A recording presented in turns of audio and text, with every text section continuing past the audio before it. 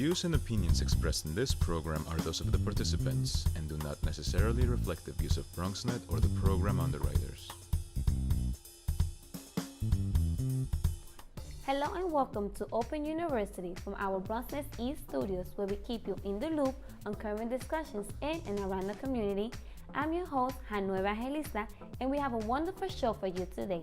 On today's show, we will sit down with Sean Linda, the president and CEO of Financially Clean, a financial literacy program for the youth. Sean Linda even has a special event coming to the Bronx, so make sure to stay tuned. Then, we will hear from the owner of If It Is, a medical supply company here in the Bronx. McCall Hamilton will discuss some of the things he has planned for his company and the community. Lastly, on a lighter note, we will chat with upcoming comedian and popular New York City host, Young Prince. We will see what big plans he has in store for himself this summer. So sit back, relax, because Open University starts right now.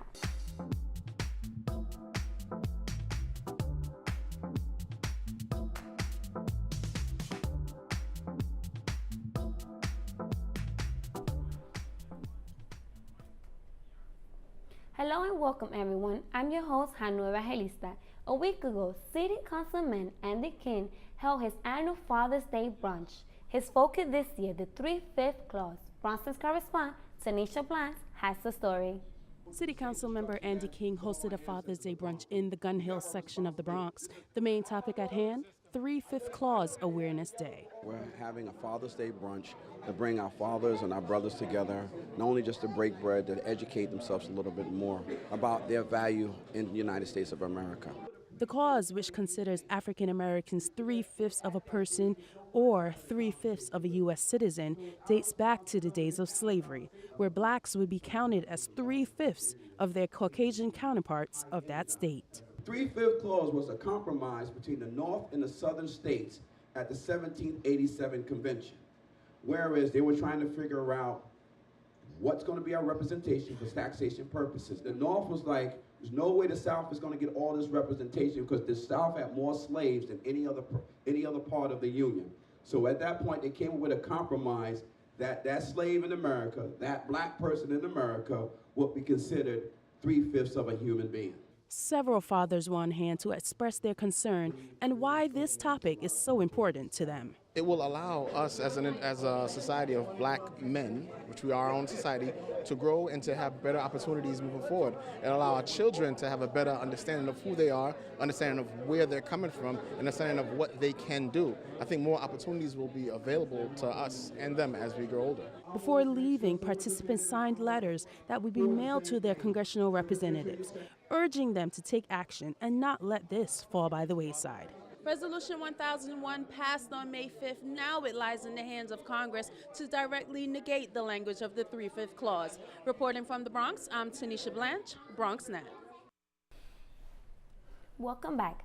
Financially Clean, alongside City Squash, has teamed up and will be conducting a 5-week-long workshop to teach the core principle of financial literacy to the Bronx youth. President and CEO Sean Linda is right here to tell us more and also about an interesting weekly podcast he has. Please welcome Sean Linda to the show. Welcome. Good morning. How are you? I'm well. How you doing? I'm fine. So to start, tell us a bit about your background, a little history about yourself. A little history. I moved to New York 20 years ago, actually 2 days ago on the 23rd. I'm originally from Canada. I came here to work. I started working in Lower Manhattan on Wall Street for a number of firms, Chase, Citibank, Payne Weber.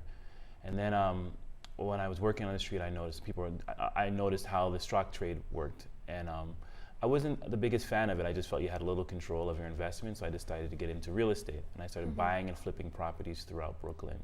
And I built up a little net worth for myself. And then after I was in the building when 9/11 happened, when the first plane hit. Wow. And then I was working at American Express at the time, so we got relocated to New Jersey after that. And they offered us packages, so I decided to take a package. And from that point, I started to start my own business. I continued buying and selling properties, but my family's from the Caribbean, and I just wanted a stronger connection to the Caribbean. I wanted a reason to go to the Caribbean because every time I'd go to the Caribbean, I'd get bored very quickly. So I decided to My sister had a store. I took some of the end of the summer clothing, I put it in a barrel. I went from store to store in Barbados, and I started wholesaling it from store to store and built up a solid client base. And then when I was selling, people would always ask me, you know, next time you come to the Caribbean, can you bring this? Can you bring that for me? I'm sure if anybody that has family outside the Caribbean, outside the United States, can understand what I'm saying. So then I built a website around people wanting stuff from the United States, and it's called NICNAT Direct. I opened up a warehouse in Brooklyn. I started doing consolidated shipment internationally, and then fast forward, I realized that, you know, I've done well for myself business-wise. It's time to kind of give back and focus on not only what I've been successful at, what I haven't been successful at, and package it. And that's where I came up with the idea of the financial literacy program, and stressing the importance of how I wouldn't be able to do all of it if I didn't really manage my credit correctly. So I created the program based off those initiatives, and that's how it got started, yeah. So basically, Financially Clean was co-founded because everything that you have been through and you want to give back to the community. But what exactly is the purpose of your company, of your organization? First of all, CLEAN is an acronym that I created, and the C stands for credit. I believe, first of all, financial literacy is a lifestyle. It's more than just, you know, taking care of your credit, managing your credit. It's how you think in everyday purchases that you make, and how you think as far as growth and managing it all into your lifestyle. So the program is really a lifestyle program, and CLEAN is an acronym. So C stands for credit, L stands for learning to live without, E stands for education, A stands for attention to detail, and N stands for no shame in your game. So we teach a 12-week workshop based on those core principles. And your mission, tell us a bit more. Is it to ensure that every child before the age of 18 is financially literacy before they see the first credit card application? Tell us a bit more about it.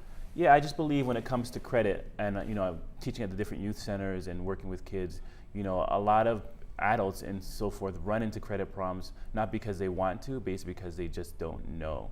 And there's most of the programs out there are more reactive as far as like get your credit fixed, get your credit repair, rather than proactive and take the initiative of, you know, let's let you see the advantage of having good credit, what you need to do to maintain a good credit, so you don't fall into that predicament. So we're trying to take a proactive approach rather than a reactive approach with regards to credit.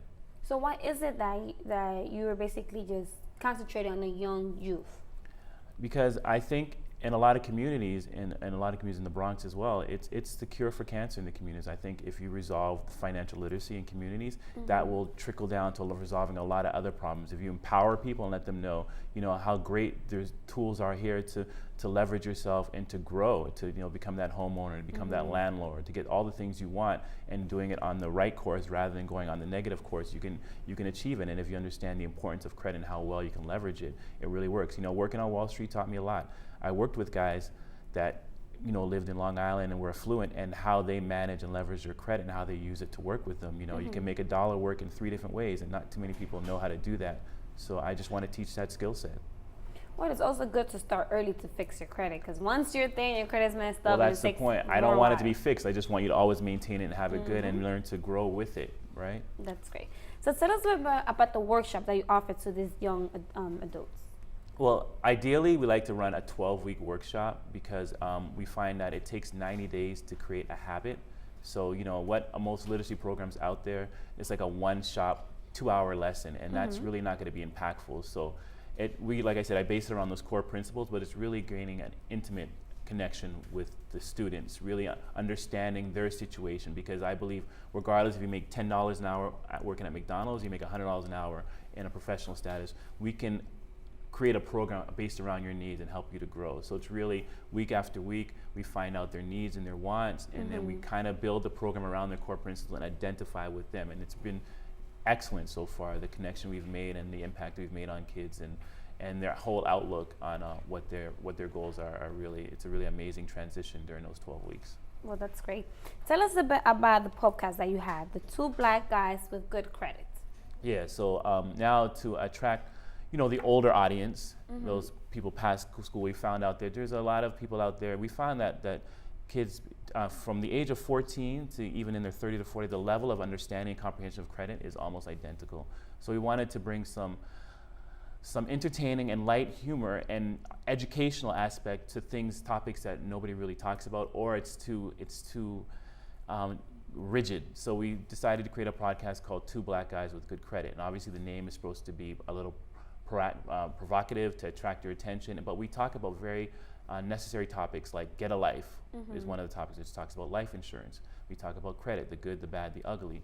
We talk about burying the dead, which is about estate planning. So we make sure that we talk about issues that's going to help you and help leverage your situation. You know, retirement at 65, fact or fiction. So. Well, that's great. Thank you. So you have teamed up with City Squash to do this event that's coming up, the workshop. Tell us a bit more about it. Yeah, so we're doing a condensed workshop over the summer. It starts July 6th and it goes through August 3rd. It's going to be at Fordham University. And the City Squash is a program that targets inner city kids, and it helps enrichment. They have after school programs and so forth, and they tailor it with squash. And we're just part of their summer program and to teach financial literacy to the young kids and make sure they have the necessary tools that they need to survive. So what are the ages that they need to? they're going to be between the ages of 13 to 18. Yeah. So. Is there any website, any contact information that people could contact you? Yeah, you can go to our website. It's financiallyclean.com, and you can also listen to our podcast. It's on iTunes and it's on Stitcher as well, and it's Two Black Guys with Good Credit. And if you need to reach me directly, you can always send me an email at slinda, that's S as in Sam, Linda, LYNDA, at financiallyclean.com. And just before we leave, just give me a quick tip on how to have a healthier credit. Pay attention to your credit, manage it. There's a lot of websites that offer free credit reports and stuff like that. Stay on top of it, and if you find something that is erroneous, be proactive and get it resolved, and pay your bills on time when you're young. And you know, I don't want to distract anybody from getting credit. It's important to have credit. No credit is just as bad as having bad credit. So establish credit and be responsible with it, and separate your wants versus your needs. Well, thank you, John, for coming in today and giving us some information about your organization. Thank you so much. Thank you for having me. Thank you. Okay. We have to take a quick break. We'll be right back with more of Open University. Me and my boy Matt had it good. He had catnip that was off the hook. But one day, he brings a girl home, and she's allergic to cats. Every sneeze was a nail in my coffin. Now I'm in a shelter. It's decent, but they don't even have Wi-Fi.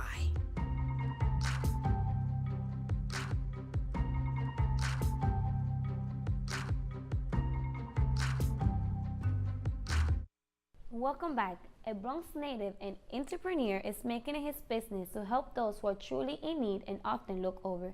Nifty Ace, a medical supply company right here in the Bronx, is catered to people with disability and special needs by letting them know they aren't forgotten. We welcome President and CEO McCoy Hamilton and his VP of Business Development, Dion Brown. Welcome to the show, Thank you. guys. Thank Welcome you. to Open University. Thank you. Thank you for having us. Thank you. So just to start, tell us a bit about yourself. Well, me, I grew up in the Bronx, right in the Valley. You know, I wanted to do business. That's what I went to school for. You know, I pretty much went to school for business. I don't know. I like sports. I like a lot of different things, but helping people was really my forte. You know, I did a lot of volunteer work. You know, I went to a lot of, what do you call that now? Like, you know, helping the public and feeding, you know, feeding people and stuff like that. And about yourself, yeah? Well, I am a mother, I am a grandmother, I'm an entrepreneur, and I'm a businesswoman. I've been in business over 25 years, off and on, some of my own, as well as working for corporations. I have a human resources background, so I'm in the business of helping people and placing people in positioning where they can help themselves. So Nifty AIDS actually continues that trend for me. So let's talk about Nifty Ace. What made you start Nifty Ace? Well, it was more along the lines of me going and volunteering and wanting to help the community. You know, and I saw a need for basically medical equipment, and a lot of people didn't know where to get it. You know, a couple of times I was in Rite Aid, and you know, I seen people come in and ask, you know, where can I get a wheelchair? Where can I get, you know, certain medical supplies that Rite Aid and say, for instance, Walgreens didn't sell. And then, you know, it was just kind of something to, I don't know, like get a start on, get a, you know, a handle on. And, you know, we decided we wanted to go that route and try to help, you know, the people that didn't know where to find that kind of equipment and, you know, let it go in the community and, you know, see what kind of feedback we got. So far it's been, you know, a crazy ride, but we're going. That's great. We're going, yeah. So Dion, just tell us, how was it that you started with McCoy? Well, I worked for a distributor for about 9 years, and I always come home and speak about my daily activity.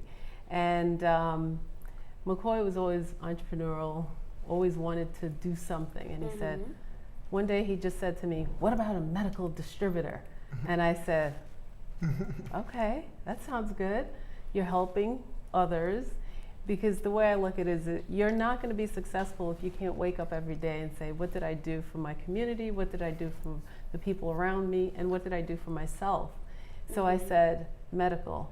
There's always a need for it. Our aging population are getting younger. So what they say, 40 is the new 20. So 65 is the new 50. So everyone wants to keep their independence, and they want to make sure that they can, you know, do their thing. So I thought that was a brilliant idea, and I got excited about it. That's great. And the rest is history in the making. So NIFID is an organization that offers these products that people with disability need. What type of products do you offer? So we sell just about everything. We're kind of trying to, you know, brand ourselves as a one-stop shop. We offer like wheelchairs, you know, rollators, of course. You know, we offer a variety of syringes, diabetic products, physical therapy products. You know, we do a lot with rehabs. We do a lot with laboratories. We do a lot with nursing homes. You know, so we're pretty much well-rounded, and you know, we're basically trying to be a part of a lot of what's going on in the medical field and industry. You know, so that's kind of like how we push and where we push to go. So you start, before NIFID you said you started by volunteering and stuff like that, Yeah, right? I actually used to volunteer a lot, in like a lot of different nursing homes, and go and, you know, feed the elderly people. So what was it that motivated you, that inspired you to help others? What motivated me, I would say, is just seeing the need, and seeing, you know, people basically, okay, so if someone needs a wheelchair, they were like, okay, I need a wheelchair, where do I find it? I need a rollator, where do I find it? You know, I've seen, you know, a lot of the Asian popularity. I mean, you know, a lot of the Asian people, you know, going outside and say, for instance, falling and breaking a hip, breaking a leg, you know, all because they didn't have the proper assistive products, you know? And that was a part of, you know, why I wanted to start this business and help and give back in that way, you know? And what about your motto, which is never to lose sight of the individual? Tell us a bit more about it. Never to lose sight of the individual is more of on a customer service base. So, you know, I kind of, you know, a lot of companies, when you're really big and you're a big conglomerate, they take your money and they go. We want to reach out and make sure, you know, you got your product and that you're happy with your product. If your product is not good, you know, you send it back to us. We will fund you, or we'll send you a new one. However, you know, it's good for you. And that's kind of what it meant, not to lose sight of, you know, the individual, yeah. Is there like a process you need to have to give these products to the people with disabilities, or how does it work? Well, I mean, there's two ways. So you can go on the site, you could purchase it, you know, cash pay, you know, and then you can go and your doctor could prescribe it. And then you can call us and let us know, okay, well, I have a prescription for a particular product, and then we'll provide it through your insurance, you know. So that's the ways how you can go about getting it. Now, we do like a lot of health fairs, so we meet a lot of, you know, different individuals, and, you know, we get the word out that way as well, and they know that, okay, this is a company that we can, you know, go to when we're looking for instance, a power scooter for mom, or a rollator for dad, you know, or a cane for dad, you know. And a lot of, you know, the baby boomers, they're not the ones going on the internet. It's a lot of the kids that's logging on to the internet and, you know, actually purchasing for their parents. Yeah. But they don't know where to go. They'll go to Rite Aid, but then Rite Aid won't sell, you know, a particular wheelchair. that, you know, the parents are looking for. So, you know, we're trying to get out the word about Nifty Aids, and, you know, this is a place you can come and purchase your supplies, you know. So what is it that your company is doing for the community? How is it helping it? So now currently what we do is we go to a lot of different health fairs around New York City. And we do what's called like a raffle. We do like a raffle. So, you know, whoever needs like a wheelchair or a walker, sometimes we'll give away wheelchairs, sometimes we'll give away walkers, and we'll raffle them off. I mean, you know, they just put a ticket in the little raffle thing, and then we'll take a drawing. We've done about 4 or 5 of them so far. This month we have like we're pretty much booked, like with health fairs. So we're gonna be doing like a lot more of that, you know, and just getting the word out, and, you know, trying to help the community in that way, you know. So where can the audience find more information about your company, or where can they contact you? You want to answer that one? Well, they can definitely go to our website at www.niftyaids.com, and they can reach out to us. We are 24/7.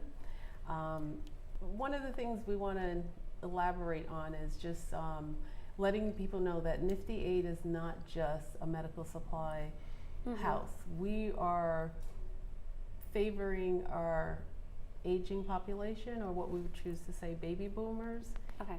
We want to enhance their independence, to keep them independent. And although McCoy elaborate on, they don't go to the website, so we do have an 800 number that they can contact us on, and we do provide them the customer service that's necessary. Well, thank you, McCoy and Lynn, for how you pronounce your name again? Dion Brown. Thank you for coming and providing us more information about your company. Thank you very much for having us. Thank you. Thank you. We have to take a quick break. We'll be right back with more of Open University.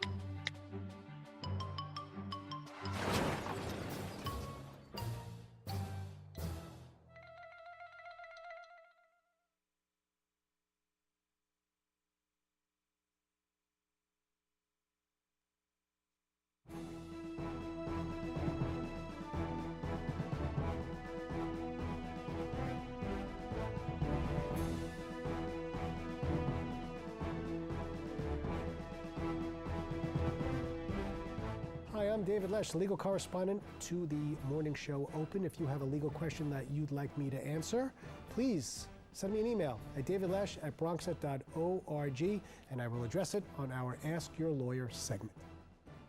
The Puerto Rican culture is alive and well here in the Bronx, and the Sancocho musical just does that. Nancy Asiyama has the story.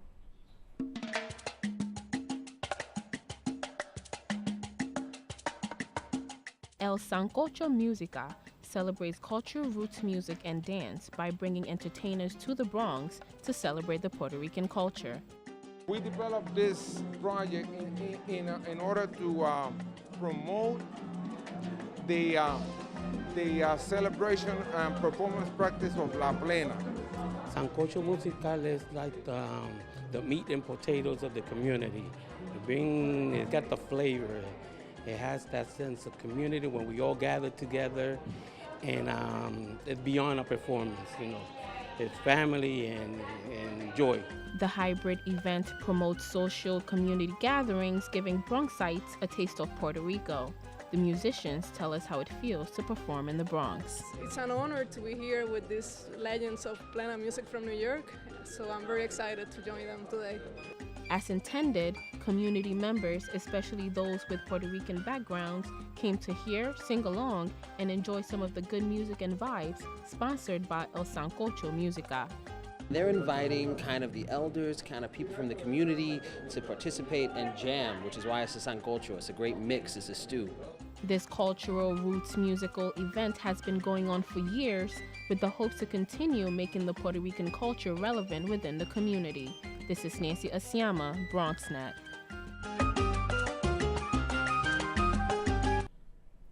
Welcome back. You may have seen him on Instagram, Facebook, or even hanging around the Bronx. But this young comedian is a testament to the saying, never judge a book by its cover. Ladies and gentlemen, please welcome Young Prince to the show. Welcome, Young Prince. How are you? I'm Great. Thanks for great. being here. So basically, to get you a little bit more comfortable, just tell us a bit about yourself. I'm an easygoing person. I'm African Nigerian to be exact. I live out in the Bronx, White Plains Road. And I just love comedy. I love the Lord. Thank you, Jesus. Hallelujah. Thank you, Jesus. But yeah, I'm just easygoing, fun-loving guy. So you're a comedian right here in the Bronx, in the Wakefield section of the Bronx? Yes. What is it that inspires you? Honestly, I get inspired by just experiences of people making it from nothing. A lot of times people don't understand that a lot of people that are successful have come from nothing. They think, it just came out of nowhere. So I'm just inspired by, the struggle and, just being able to come up from that and be successful. And you also aside from Eddie Murphy's and Benny Mark. What is it that directly inspired you from that? Both of those comedians, they're just like, they're just so raw about everything. They're unapologetic, and a majority of their comedy, comes from their life experiences, and that's what I like to do. I like to talk about my life. If you can't, make fun of yourself, I don't think, you'll have a good time being a comedian. So why was it that you chose to be a comedian? Honestly, it started from young. People used to make fun of me a lot, and I'm not much of a fighter, so I was always taught to use my words. So I snuck in a joke or two every now and then just to combat the bullying. So where are some of the places that you have performed? Oh man, I've been at so many schools. I've done University of Albany, University of Binghamton. I've done shows in BB King's. I did a show in Dallas in March, and it's been a blessing. Just touring. I've done 2 college tours so far, so it's been a real blessing. Do you have any upcoming performance that you're having? Yes, August 5th actually is the biggest show of the summer. I'm going to be hosting with another comedian known as Lorenzo. Call him Rennie. Most people know him as. August 5th in Harlem. So that's going to be a very good fashion show. So where do you see yourself the next 5 or 10 years from now? Oh man, 5 years from now, God willing, I have my own label. I want to get into, inspiring the youth, inspiring people to follow their dreams and stuff. So I want to be able to give people chances. I want to be one of the biggest entertainers ever in about 5 years, yeah. I think I can reach that goal. Do you want to stay here in the Bronx or do you want to go somewhere else? Oh, no. I don't have a problem with the Bronx, nothing wrong with the Bronx, but life is all about, growth and progression. So I want to just, branch out. I want to be able to go to Atlanta. I want to be able to go to Miami, all the other big spots where, entertainment is the big thing out there. For those people who don't follow you on your social media, what are they? Say that again? For those people who don't follow you on the social media, what are your social medias? Oh, I'm on Instagram, YoungPrince_, Facebook, Olusegun Williams, Twitter, Young Prince, Snapchat, Young Prince, and that's me. Do you have like a certain website or YouTube that you do your I'm working on the YouTube channel as we speak. There's a lot of stuff that goes on with that, but the YouTube channel is definitely coming soon. Is there a joke that you could tell us right now? A joke that we could tell us right now? Or something fun? Probably not. Maybe next time I come out here, I have a little something for you guys. Okay, no problem. Is there anything else you want to tell the audience? Follow your dreams. Don't ever let anybody tell you, you can't do anything, because those are the same people that are scared to follow their dreams. So I'm a big believer in following your dreams and working hard, because without hard work, you can't get anywhere. Got it. And then just before you leave, is there an email where anybody else can contact you if they want to contact you? Stuff? Yes. africancomedians@gmail.com, africancomedians@gmail.com. Well, thank you so much for coming. Thank you very much. And you owe me that joke next time. Yes, the next time I got you on a joke, no problem. Unfortunately, that is all for our show. Thank you our guests for joining us today, and most importantly, thank you our viewers for tuning in into Open University. And remember, keep smiling, because life is a beautiful thing and there's so much more to smile about. This is Hannah Evangelista. Until next time, thank you.